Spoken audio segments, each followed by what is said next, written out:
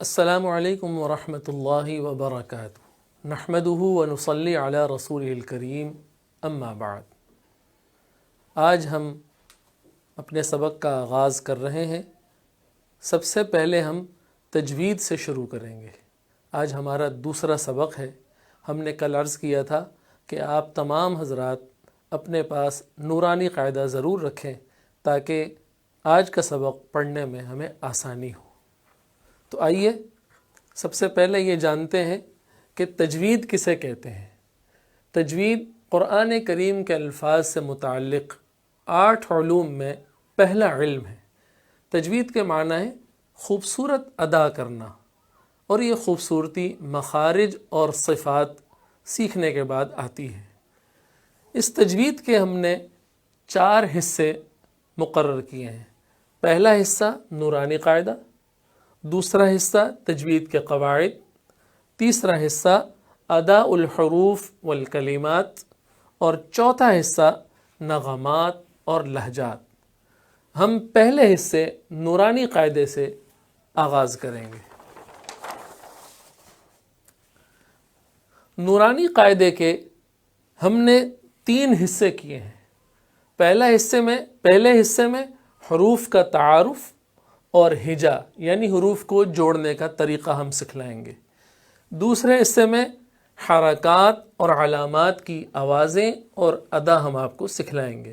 جیسا کہ ہم ذکر کر چکے ہیں کہ کل 9 حرکات ہیں اور 3 علامات ہیں۔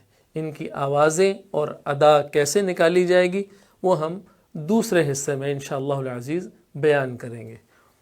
تیسرا حصہ نورانی قاعدے کا تیسرا حصہ وہ ہے جزء عام۔ اس کے اندر ہم حروف کے تعارف، حروف کے ہجا، حرکات و علامات کی آوازوں اور اداؤں کا اجرا اور پریکٹس کرائیں گے۔ آئیے پہلا حصہ حروف کا تعارف اور ہجا۔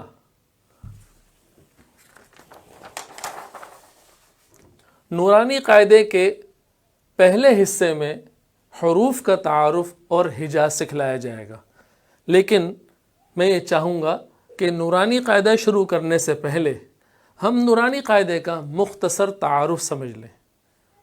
سب سے پہلے میں اپنی سند بیان کر دوں کہ یہ نورانی قاعدہ میں نے خود کس سے سیکھا اور پڑھا ہے۔ میری سند یہ ہے کہ میں نے یہ نورانی قاعدہ اپنے والد، اپنے استاد، اپنے شیخ حضرت اقدس مفتی محمد عطاء اللہ صاحب دامت برکاتہم سے پورا نورانی قاعدہ سیکھا ہے۔ سب سے پہلے ہم مصنف کا تعارف جانیں گے کہ نورانی قاعدے کا مصنف کون ہے۔ اس کے بعد ہم خود قاعدے کا تعارف سمجھیں گے کہ نورانی قاعدہ ہے کیا۔ تیسرے نمبر پہ ہم نورانی قاعدے کے اغراض و مقاصد پر بات کریں گے کہ اس کے پڑھنے سے ہمیں کیا فائدہ اور اس کے پڑھنے کی کیا غرض ہے، اور پڑھنے کے بعد ہمیں کیا ہدف حاصل ہونا چاہیے۔ تو آئیے سب سے پہلے ہم مصنف کا تعارف سمجھتے ہیں۔ مصنف کا تعارف سمجھنے سے پہلے نورانی قاعدے کی سبب تالیف، وجہ تالیف سمجھنے کی ضرورت ہے کہ نورانی قاعدہ لکھنے کا پس منظر کیا ہے۔ میرے استاد محترم حضرت مولانا قاری عبداللہ مدنی دامت برکاتہم العالیہ، جو پچھلے 50 برس سے مسجد نبوی میں قرآن کریم کی خدمات سر انجام دے رہے ہیں، انہوں نے مجھ سے فرمایا کہ ایک مرتبہ مدینہ منورہ میں تبلیغی جماعت پاکستان کے امیر حضرت حاجی عبدالوہاب صاحب نور اللہ مرقدہ تشریف لائے، اور انہوں نے ہم سے یہ سوال کیا، فرمایا کہ نورانی قاعدہ لکھنے والا کون ہے؟ تو بہت سارے لوگوں نے یہ جواب دیا کہ حضرت مولانا قاری فتح محمد پانی پتی رحمۃ اللہ علیہ نے لکھا ہے۔ بہت سارے لوگوں نے جواب دیا کہ حضرت مولانا نور محمد حقانی صاحب رحمۃ اللہ علیہ نے لکھا ہے۔ اس کی وجہ یہ ہے کہ عام طور پر نورانی قاعدے کے ٹائٹل پر انہی 2 ہستیوں اور 2 بزرگوں کے نام لکھے ہوتے ہیں۔ یہاں یہ میں بتلانا چاہتا ہوں کہ حضرت حاجی عبدالوہاب صاحب نور اللہ مرقدہ مرید ہیں حضرت شاہ عبد القادر رائے پوری رحمۃ اللہ علیہ کے، اور حضرت شاہ عبد القادر رائے پوری رحمۃ اللہ علیہ متعلق اور مرید ہیں اور خلیفہ ہیں حضرت شاہ عبد الرحیم رائے پوری رحمۃ اللہ علیہ کے۔ تو حضرت حاجی صاحب رحمۃ اللہ علیہ نے فرمایا کہ میں آپ کو نورانی قاعدہ لکھنے کی وجہ بتلاتا ہوں جو میں نے اپنے شیخ شاہ عبد القادر رائے پوری رحمۃ اللہ علیہ سے سنی۔ حضرت شاہ عبد القادر رائے پوری رحمۃ اللہ علیہ فرماتے ہیں کہ ہندوستان میں مسلمانوں کی دینی حالت دن بدن کمزور ہوتی چلی جا رہی تھی۔ حضرت شاہ عبد الرحیم رائے پوری رحمۃ اللہ علیہ نے اپنے مریدین، متوسلین اور متعلقین کو جمع کر کے مشورہ فرمایا کہ ہندوستان کے مسلمانوں کی دینی حالت کی بہتری کے لیے ہمیں کیا کرنا چاہیے۔ تو جو مشورے میں طے پایا وہ یہ کہ قریہ قریہ، بستی بستی، مختلف علاقوں میں قرآن کریم کے چھوٹے چھوٹے مکاتب قائم کیے جائیں تاکہ اس میں قرآن کریم کی تعلیم اور ساتھ ساتھ بنیادی دینی تعلیم بھی سب کو دی جائے۔ چنانچہ کام کا آغاز کر دیا گیا اور اس کے لیے حضرت مولانا نور محمد حقانی رحمۃ اللہ علیہ کو ناظم مقرر کر دیا گیا۔ چنانچہ کام شروع ہوا۔ جب کام شروع ہوا تو قرآن کریم سامنے رکھا گیا، بچے اور بڑے ان کو پڑھنے کے لیے جب کہا گیا تو انہیں پڑھنا دشوار ہو گیا، کیونکہ عام طور پر قرآن کریم کو ابتدا سے پڑھنا بغیر کسی حروف کے ہجا کو سمجھے، بغیر حروف کے تعارف کے مشکل ہوتا ہے۔ یہ بات حضرت شاہ عبد الرحیم رائے پوری رحمۃ اللہ علیہ کے سامنے رکھی گئی۔ دوبارہ مشورہ ہوا تو مشورے میں یہ طے پایا کہ ایک چھوٹا سا رسالہ مرتب کیا جائے جس میں حروف کا تعارف اور حروف کے ہجا سکھائے جائیں۔ وہ رسالہ پڑھانے کے بعد پھر قرآن کریم شروع کرایا جائے۔ چنانچہ یہ خدمت حضرت شاہ عبد الرحیم رائے پوری رحمۃ اللہ علیہ کے مرید حضرت مولانا قاری عبدالعزیز رائے پوری رحمۃ اللہ علیہ نے سر انجام دی اور ایک چھوٹا سا رسالہ لکھا۔ چونکہ حضرت مولانا نور محمد حقانی رحمۃ اللہ علیہ ان مکاتب کے ناظم تھے تو وہ یہ رسالہ ایک ایک مکتب میں لے جاتے، اسے تختیوں پہ لکھتے اور ایک ایک کو سکھلاتے اور پڑھاتے۔ اسی لیے اس قاعدے کا نام حضرت مولانا نور محمد حقانی رحمۃ اللہ علیہ کی مناسبت سے نورانی قاعدہ پڑ گیا۔ اور اس کے اندر آپ دیکھتے ہیں یہ جو تختیاں ہیں، تختی نمبر 1، تختی نمبر 2، تختی نمبر 3، یہ تختی بھی اسی وقت کے حساب سے، چونکہ حضرت نے ایک ایک سبق کو تختی کے اوپر لکھا، لکھوایا اور پڑھایا، تو اسی کی مناسبت سے آج تک یہ تختی ہی چلا آ رہا ہے۔ تو یہ ہے نورانی قاعدہ لکھنے کی وجہ اور نورانی قاعدہ لکھنے والے حضرات۔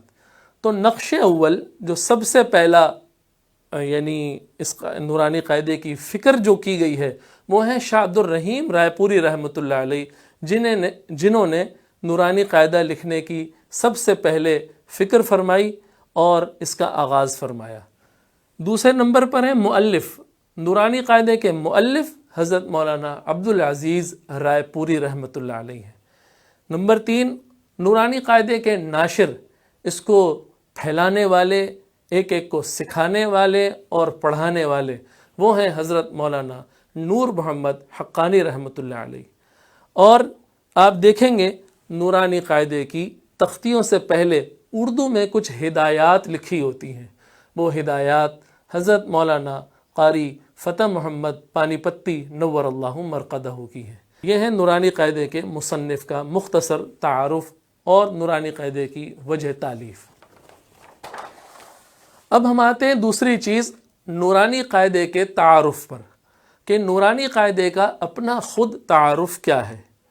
تو آئیے اس کے اندر ہم 3 چیزیں آپ کے سامنے ذکر کریں گے۔ پہلی چیز، نورانی قاعدے کے 6 حصے ہیں، پہلے ہم اس کا تعارف کروائیں گے۔ اس کے بعد نورانی قاعدے کا اسلوب اور انداز کیا ہے، یہاں میں صرف مختصراً ذکر کروں گا کہ نورانی قاعدے کا اسلوب سبق اور مشق والا ہے۔ تیسری چیز، نورانی قاعدے کی خصوصیات کیا ہیں۔ تو آئیے پہلے ہم نورانی قاعدے کے 6 حصوں کو سمجھنے کی کوشش کرتے ہیں۔ نورانی قاعدے کے کل 6 حصے ہیں۔ نمبر 1، حروف کا تعارف۔ پہلے حصے میں صرف حروف کا تعارف کروایا جائے گا۔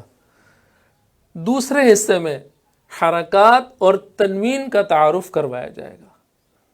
نورانی قاعدے کے تیسرے حصے میں مد اور لین کا تعارف کروایا جائے گا۔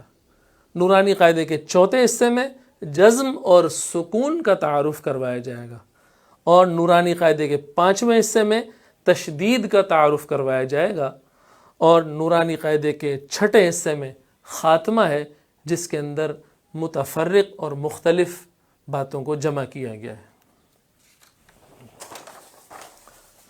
اب ہم ایک ایک حصے کو تفصیل سے بیان کریں گے۔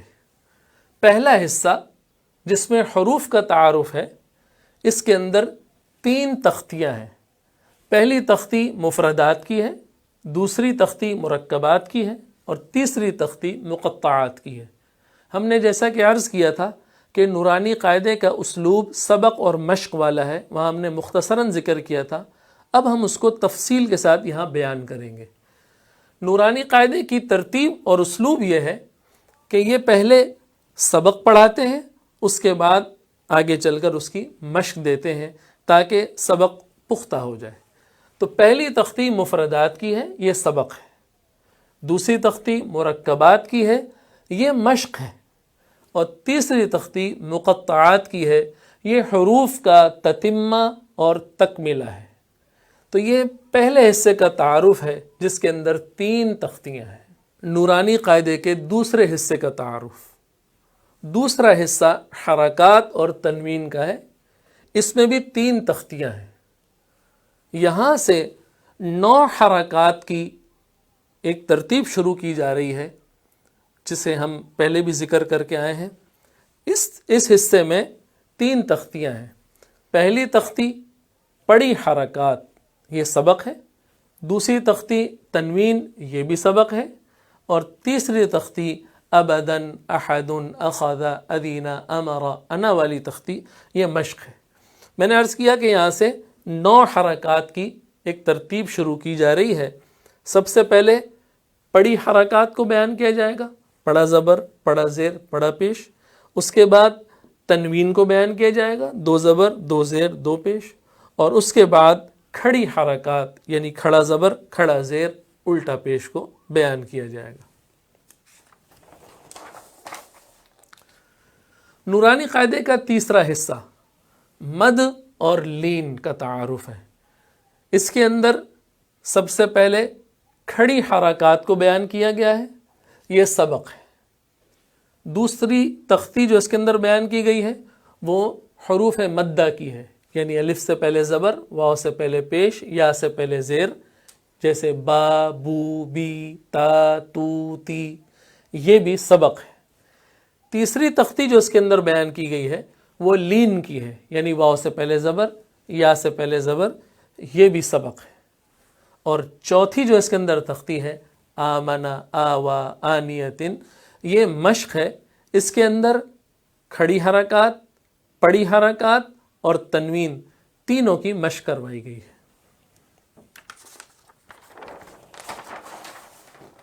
اب ہم آتے ہیں نورانی قاعدے کے چوتھے حصے پر۔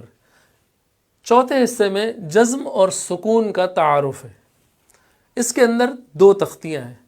پہلی تختی میں جزم سکھلایا گیا ہے، یہ سبق ہے، اور اس کے بعد جو دوسری تختی ہے انت اہدی بطش بعدو والی تختی، یہ مشق ہے۔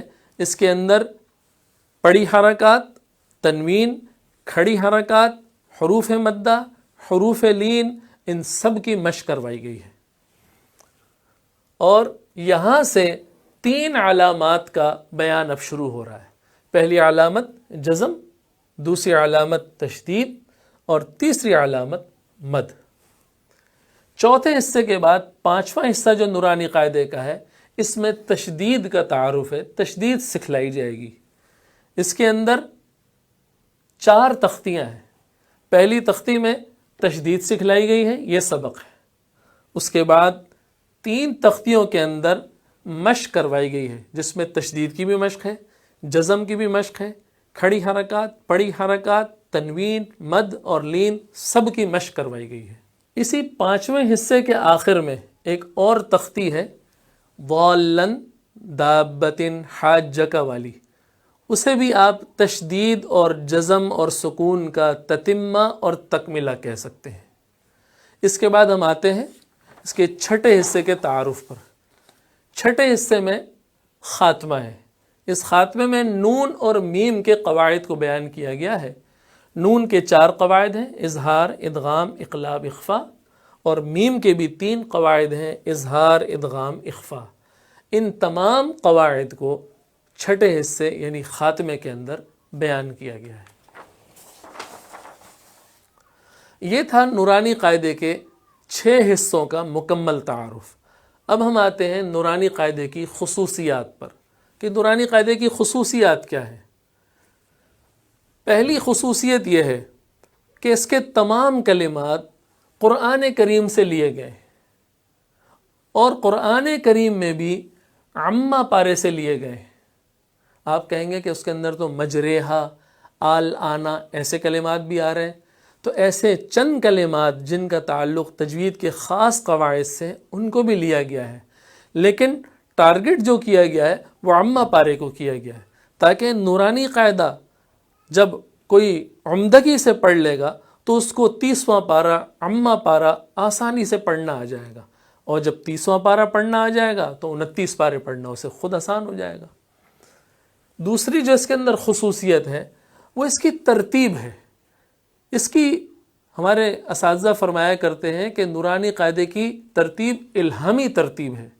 مثال کے طور پر ایک مثال سے فی الحال ہم سمجھ لیتے ہیں، اور جب ہم باقاعدہ آغاز کریں گے اسباق کا تو ہر تختی میں اس کی خاص ترتیب بھی آپ کو ہم بتائیں گے۔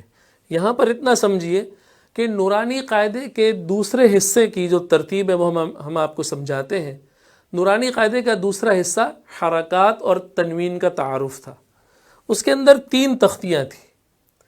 پہلی جو تختی تھی وہ پڑی حرکات کی، ا ای او، ہ ہی ہو، آئی عو، غ غی غو۔ اب یہ دیکھیے اس کی ترتیب کیا ہے۔ آپ دیکھیں گے پہلے تو چلیے آپ کہیں گے کہ الف آ گیا، اس کے بعد با آنا چاہیے، پھر تا آنا چاہیے، لیکن یہ نہیں ہے، بلکہ الف کے بعد ہا آ گیا، پھر غین آ گیا، عین آ گیا، حا آ گیا، خا آ گیا۔ یہ کون سی ترتیب ہے؟ یہ ترتیب مخرجی ترتیب ہے، یعنی مخارج جس ترتیب سے بیان کیے گئے ہیں تجوید کی کتابوں میں، اس انداز پر حرکات کی ترتیب رکھی گئی ہے۔ دوسری جو تختی ہے وہ تنوین کی ہے۔ اس کی ترتیب آپ دیکھیں گے وہ اور زیادہ عجیب و غریب آپ کو نظر آئے گی۔ نہ وہاں الف ہے نہ وہاں با ہے، بلکہ وہ تو شروع ہی میم سے ہو رہی ہے۔ من، من، من، بن، بن، بن، ون، ون، ون، فن، فن، فن۔ اب یہ کون سی ترتیب ہے؟ تو یہ جو ترتیب ہے یہ مخرجی ترتیب کو الٹ کر کے یہاں بیان کیا ہے۔ آپ پچھلی تختی میں جائیے، دیکھیے وہاں حرکات میں آخری جو حرف ہے وہ ممی منہ ہے، اور تنوین کی تختی میں پہلا حرف من، من، من ہے، میم سے شروع کیا گیا ہے۔ تیسری جو تختی ہے ابدن، احدن، اخذ، اذین، امر، انا، اس کو اگر آپ دیکھیں تو اس کی بھی ایک الہامی ترتیب ہے۔ آپ دیکھیے سب سے پہلے جو شروع کیا ہے وہ الف سے شروع کیا ہے۔ نورانی قاعدے میں ایسا حرف، ایسا کلمہ جو الف سے شروع ہو اس کے بعد با ہو وہ ابدن تھا، اسے لے لیا۔ اس کے بعد ایسا کلمہ جو الف سے شروع ہو اور اس کے بعد تا ہو وہ نہیں ہے۔ آپ کہیں گے ابتر تو ہے، ان نشانی اکا هو الابتر، تو ابتر بے شک کلمہ ہے، لیکن اب با پر جزم ہے، اور یہ جو باب ہے یہ حرکات اور تنوین کا ہے، جزم اور سکون کا نہیں ہے۔ تو یہاں پر ایسے کلمے کی ضرورت تھی جس پر حرکت ہو یا تنوین ہو، تو الف کے بعد با ہو اور پھر دال ابدن بیان کر دیا گیا، لیکن پھر اس کے بعد ضرورت تھی ایسا کلمہ کہ الف کے بعد تا ہو، وہ نہیں ملا۔ الف کے بعد سا ہو، وہ بھی نہیں ہے جزء عام میں۔ الف کے بعد جیم ہو، وہ بھی نہیں ہے۔ الف کے بعد ہا ہے، احدن۔ اس کے بعد الف کے بعد ہا آ گیا، اب ایسا کلمہ جس میں خا ہو تو وہ ہے اخذ۔ خا کے بعد آئیے ذال، اذین۔ ذال کے بعد میم تک کوئی کلمہ عامہ پارے کے اندر نہیں ہے، تو لہٰذا امارا، میم کے بعد کلمہ نون کا مل گیا وہ انا. اب یہ الف کی سیریز جیسی پوری ہوئی تو با کو شروع کر دیا، بخیلا، برارتن. با کی سیریز جیسی ختم ہوئی تو جیم کو شروع کر دیا، جمع. جیم ختم ہوا تو حا کو شروع کر دیا، حشر. حا ختم ہوا تو خا کو شروع کر دیا، خشیہ. اسی طرح اخیر تک آپ دیکھیں، ذکر، رفع، رقبتن. یہ نورانی قاعدہ ایک الہامی قاعدہ ہے، اس لیے کہ اس کے اندر ہمارے بزرگوں کی حضرت شاہ عبد الرحیم رائے پوری رحمۃ اللہ علیہ کتنی عظیم ہستی ہیں، اور ان کی نگرانی میں لکھا گیا ہے، اور اللہ تبارک و تعالیٰ نے اس کو پوری دنیا میں، عرب میں، عجم میں اس کو پھیلا دیا ہے. ہر آدمی قرآن کریم شروع کرنے سے پہلے اس کو پڑھ رہا ہے.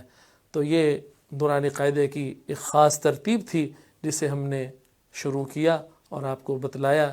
آخر میں ایک وضاحت کرنا چاہوں گا کہ دیکھیے نورانی قاعدے کے بنیادی جو اغراض و مقاصد ہیں وہ 3 ہیں: حروف کا تعارف، ہجا، اور حرکات و علامات کی آوازیں اور ادا. بعض حضرات نورانی قاعدے کے اندر اغراض و مقاصد سے ہٹ کر تجوید شروع کر دیتے ہیں، حالانکہ تجوید کا نمبر نورانی قاعدے کے بعد آتا ہے، اور تجوید کو جب نورانی قاعدے کے اندر ڈال دیں گے تو پڑھنے والے کے لیے ایک ڈبل بوجھ ہو جاتا ہے، اور انسان نورانی قاعدے کے اغراض و مقاصد سے ہٹ جاتا ہے. اور جب ہٹ جاتا ہے تو نہ نورانی قاعدے کے اغراض و مقاصد حاصل ہوتے ہیں اور نہ ہی تجوید مکمل طور پر حاصل ہوتی ہے. اس لیے میں درخواست کروں گا آپ حضرات سے کہ یہاں پر نورانی قاعدے کے اندر صرف اور صرف حروف کے تعارف کی طرف توجہ دیں، حروف کے ہجا یعنی حرف کو حرف کے ساتھ جوڑنے پر توجہ دیں، اور اسی طرح اس حرکات اور علامات کی جو آوازیں اور ادا ہیں ان کو نکالنے کا طریقہ ہے اس پر توجہ دیں. تو انشاءاللہ العزیز نورانی قاعدے کے اغراض و مقاصد ہمیں بھرپور طریقے سے حاصل ہو جائیں گے. انشاءاللہ العزیز کل سے ہم نورانی قاعدے کا پہلا حصہ یعنی حروف کا تعارف شروع کریں گے. السلام علیکم ورحمۃ اللہ وبرکاتہ.